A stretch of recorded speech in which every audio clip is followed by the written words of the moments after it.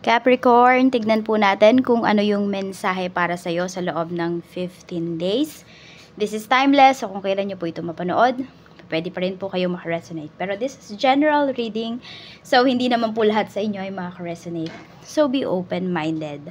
So pwede nyo pong tignan yung inyong moon, rising, and Venus signs. Kasi kadalasan po ng mga nanonood, ang tinitingnan nyo lang po or pinapanood nyo lang is yung sun sign ninyo. Kaya nagtataka yung iba sa inyo, bakit kaya di ako nakaka-resonate? Ba't kaya yung iba nakaka-resonate? Kasi po meron sa inyo iba na mas nakaka-resonate po kayo, yes, sa sun sign ninyo. Meron din po mas nakaka-resonate sa moon sign. At meron naman mas nakaka-resonate kayo sa inyong rising sign. Kaya mahalaga po na alam nyo yon. At mahalaga rin po kung interested naman kayo, di ba? Is mapanood nyo rin po yon. So tignan natin kung kamusta ba ang energy para sa iyo sa loob ng 15 days.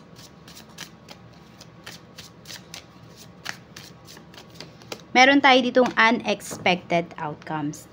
Things didn't go the way I planned. So, pwedeng, ayan, magugulat kayo. Pero kasi, yung pagkagulat ninyo dito, Capricorn, is positive naman po siya. Okay, so parang may excite pa nga kayo pag meron kayong nalaman dito. Ayan, pag may dumating na news para sa inyo. Tingnan natin. Okay, kung merong buntis dito, pwedeng mapapaanak po kayo ng mas maaga kaysa sa ano yun, estimated due date po ninyo. Ayan yung pinapakita na energy. Tignan natin, kamusta naman ang energy sa paligid mo. Yung mga tao sa paligid mo, kamusta? Kamusta po ang mga tao sa iyong paligid? Tignan natin. Kamusta po ang mga tao sa paligid? Spirit guide.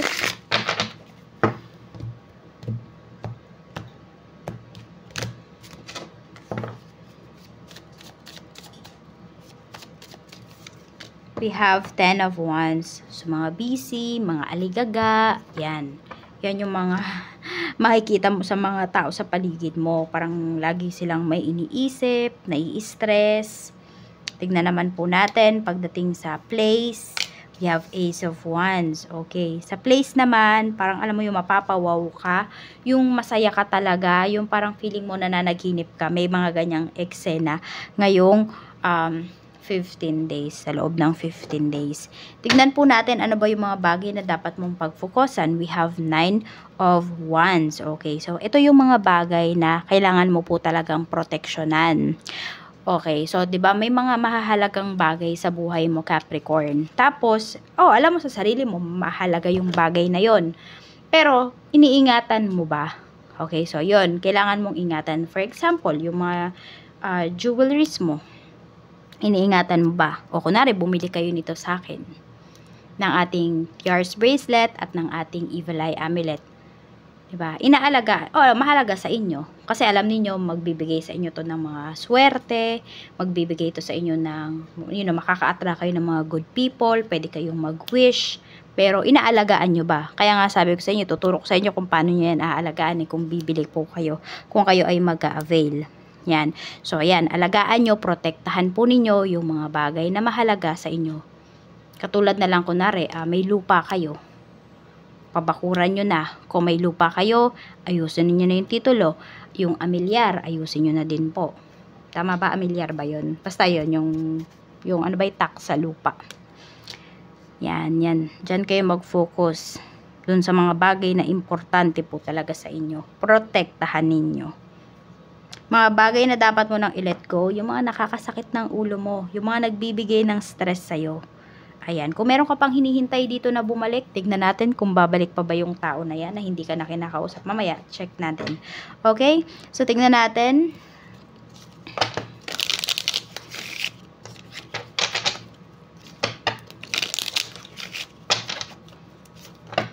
Sa love life mo, sa mga single po, tignan natin.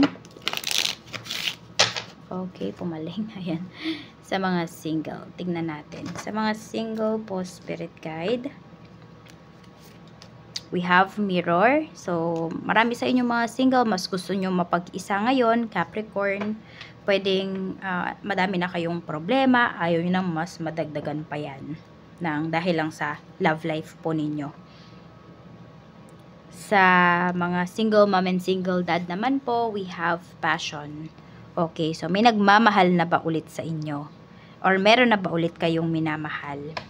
Kasi po pinapakita dito is napaka-insane ng chemistry, napakalakas po ng, napaka-intense ng feeling. So some of you, pwedeng yung mga single mom at single dad natin dito, yung karelasyon nyo po ngayon, ay pwede po na yan ay yung inyong twin flame. Kaya intense yung inyong relationship ngayon. So we have paradise naman para sa mga single mom and single dad. So meron dito parang nabunutan ng ng tinik. Yan, nabunutan ng yun, parang sakit ng ulo. Yan po. Sakit ba ng ulo sa inyo si ex-wife at saka si ex-hubby po ninyo? Ayan, hindi naman kayo masaya dahil nawala sila. Kung hindi, parang siguro nandun yung natanggap nyo na po na, okay, nagpahinga na talaga sila. Tignan natin. Sa mga talking and dating stage naman po, we have addiction. Ayun, parang same kayo ng energy ni Taurus yata yun, if I'm not mistaken. Yung parang, di ko alam kung sa inyo kung nga ba yun, sa earth signs ko ba yun nakuha na energy. Yung tipong, ayun, kausap nyo pa lang, pero na-obsess na kayo. Yan, parang hindi buo yung araw nyo, pag di nyo nakakausap yung tao na yun. Ako, tignan nyo yan, baka na-addict na kayo sa tao na yan. Na hindi dapat, kasi pwedeng hindi nyo pa naman yan nakikita at hindi nyo pa yan lubusang kilala. Sa mga no contact, ayan, tignan natin. Sa mga in separation, tignan natin. We have cassette, ayun nga. Nagpapasakit lang po ito talaga ng ulo ninyo. So, pwedeng this 15 days, pabalik-balik talaga yung scenario, nung iniwan ka ng taong to, nung ginost ka, kung ano man yung ginawa niya sa'yo. Parang ramdam mo siya ngayong 15 days na ito. Kasi yung iba sa inyo, umaasa pa rin kayo eh. Na nandun pa rin yung hope ninyo na babalik yung taong to sa inyo. Pero tanong natin kung babalik pa ba. Pero kung gusto ninyong malaman talaga, is pwede naman kayo magpa-private reading. Kasi, syempre, madaming energy yung napipick up natin dito. Not today.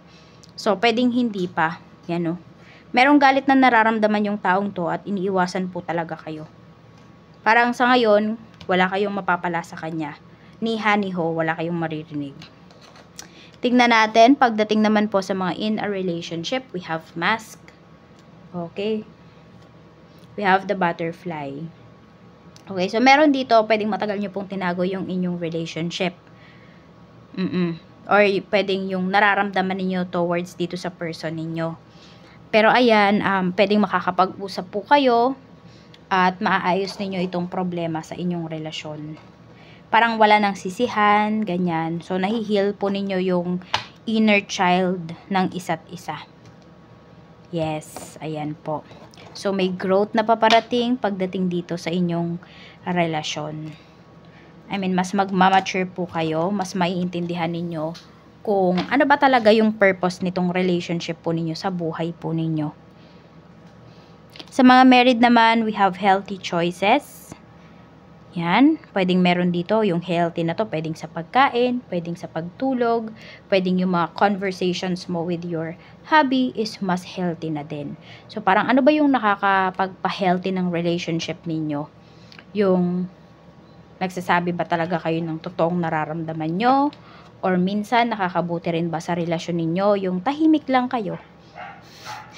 Oo, Capricorn. Tignan natin pagdating naman po sa new source of income. Pagdating po ito sa inyong kaperahan.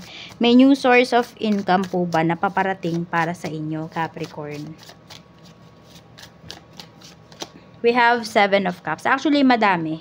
I mean, madami kayong pagpipilian. Kaya lang, yung iba sa inyo, pwedeng hindi naman kayo makapili. So, ang nangyayari, na ano siya, na nabibitin ba siya, ganun. Parang nakahang lang yung pwede ninyong kitain. So, tignan natin pagdating naman po sa iyong ayan, sa iyong kaperahan, we have the Lovers. So, dito, pagdating sa pera ninyo, kailangan nyo talaga yung mga tao na hindi lang yung kayo yung nagbe-benefit, hindi lang sila yung nagbe-benefit. Dapat daw give and take kayo dito. Mas magwo-workout po yung inyong kaperahan. Yan. So, baka meron dito nag-o-offer sa inyo ng pagkakakitaan talaga or ng business proposal, baka meron po Nasa sa inyo naman yan kung tatanggapin nyo. Okay, promotion sa career. We have 9 of Cups. Yes, mayroon po dito. Wish granted to. Ito yun, siguro yun, unexpected outcome. Siguro parang, yun nga, hindi nyo inaasahan na ngayon siya mangyayari. Pero ngayon po siya ibibigay sa inyo or sa loob ng 15 days na ito. Sa mga naghahanap ng trabaho, we have 9 of Swords. Medyo stress na yung iba sa inyo. 2 of Cups, baka kailangan mo na ng tulong. Kung meron kang kakilala, pwede kang mag-ask sa kanila ng help. Oo, parang alam mo yung backer, ganun. Oo, wala eh. Kailangan mo talaga yan. Yan yung pinapakita dito sa reading natin. Sa energy. Tignan naman natin, pagdating naman sa mga may current job, we have 10 of Cups. So, fulfilled talaga ang mga may current job natin dito. Pwedeng sobrang happy nyo po talaga sa inyong trabaho. Nakaka-stress pero nakaka-survive po kayo pagdating sa inyong work. Sa mga nagbabalak namang mag-resign, the Empress. Okay, so parang buo na talaga yung decision ninyo, hindi na kayo mapipigilan. So, i-go nyo na po yan. Kasi parang hindi na lang naman to biglaan eh, pinagplanuhan nyo po ito. Sa mga naman, sa mga mag-start mag-business, we have 3 of Swords. Okay, yung iba sa inyo parang hindi pa kayo nag-i-start, pinanghihinaan na kaagad kayo ng loob. The Emperor. Okay, mukhang may nanloko na kaagad sa'yo dito. Alam mo yung parang may nagmamanipula sa'yo dito. Yun yung nakikita ko pagdating dito sa mga nagbabalak mag-business. Kaya pag-isipan nyo pong mabuti kung kayo ba ay magtutuloy pa dito or hindi na. Sabi ko nga, decision nyo pa rin po ito, Capricorn. Tignan natin ano pa yung mensahe. Pagdating naman sa mga may current business, we have the Hanged Man. We have 8 of Cups. Okay, so parang meron dito laging kulang, laging sobra, tapos sina-charge po sa inyo, pero kasalanan nyo nun yun ng sa inyo, nag-deliver, ganon. So, parang lagi sa inyo yung sisi dito. Pwedeng sa supplier nyo to. Dito po kayo nagkakaroon ng problema, Capricorn, pagdating sa business. So, tignan nyo po kung ile-let go nyo na ba yung, nyo na yan, yung inyong, yung inyong supplier. Kasi, parang kayo yung laging sumasalo ng mga pagkakamali nila. Yun yung pinapakita na energy. Ayan, we have the Star. May mahahanap ka pa naman daw dito na iba. Na ibang supplier, yung maayos talagang kausap. Yung accountable or responsible sila dun sa mga pagkakamali nila. Tignan natin, pagdating naman sa mga nalulugi yung business, we have Knight of Cups. Ilaban mo pa yan. We have the Hermit. Ilaban mo pa yan, mababawi mo pa yan, makakayanan mo pa. Ayan o, Page of Wands. Ang kailangan mo lang gawin dito, kailangan mo talagang sumabay sa masa. Ayan, kailangan mo munang sumabay sa kanila. Tsaka na lang daw lumiko kapag stable na yung business mo. Kasi kaya mo pa, oh. Kaya mo pa talaga tong ilaban. Huwag ka munang bumawi. Tingnan natin. Pagdating naman sa mga blessings na pwede mong ma-receive, Capricorn. We have chase. Ayan, chase your dream. Sabi sa'yo dito. School. O meron ba ditong gustong magbalik sa pag-aaral? Or meron ba kayong gustong pag-aralin? Or may mga trainings ba? Ayan, we have shopping. Ayan po. So, pwedeng meron dito. Ayan, meron dito pwede na ma-awardan or may honor sa school. Tapos, ayan. So, pwedeng ipag-shopping nyo po sila or re-rewardan nyo sila. Ayan po. Ang mensahe para sa inyo. So, pwede ngayon mag-shopping kayo or siguro yung iba sa inyo hindi na shopping, pwedeng grocery na. Ayun. So, happy po kayo dito kasi pwedeng marami kayong mabibili, marami kayong may stock na pagkain or meron kayong bibili na bagong gamit sa bahay. So, ayan lang po ang mensahe para sa inyo. Capricorn, maraming salamat po. Mag-iingat po kayo always and more blessings to come. Bye-bye!